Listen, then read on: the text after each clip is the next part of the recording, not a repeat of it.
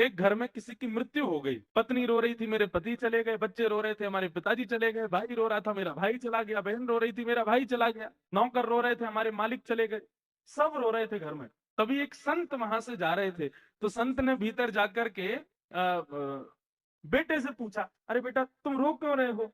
वो बोला कि मैं इसलिए रो रहा हूं, मेरे पिताजी चले गए। कहाँ चले गए? बोले भगवान के पास चले गए।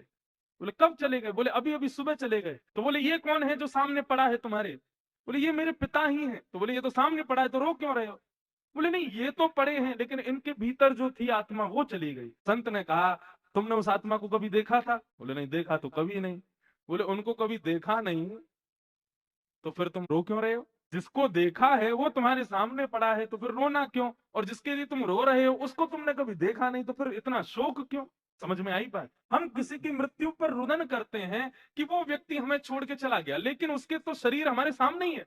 ऐसी बड़ी बड़ी आंखें थी, ऐसी बड़ी बड़ी उसकी भौहें थी, इतने बड़े बड़े कान थे, ऐसे बाल थे, वो तो सब उसके भी हैं जो तुम्हारे सामने पड़ा है। फिर रो क्यों रहे हो? इसलिए रो रहे हैं क्योंकि उसके भीतर जो था वो चला गया, उसके भीतर जो था उससे हम कभी मिले नहीं। जिससे हम मिले नहीं तो उसके लिए रो क्यों रहे हैं? वास्तविकता बंधुओं यही है, किसी की मृत्यु हो जाने पर रुदन उस व्यक्ति के लिए नहीं होता, उसको चला रहा था, फिरा रहा था, हमारा भाई बंधु बेटा आदि ये सारे संबंध उससे बनवा रहा था। कौन? उसके भीतर बैठा हुआ चैतन्य स्वरूप भगवान, हम उसके लिए रुदन करते हैं।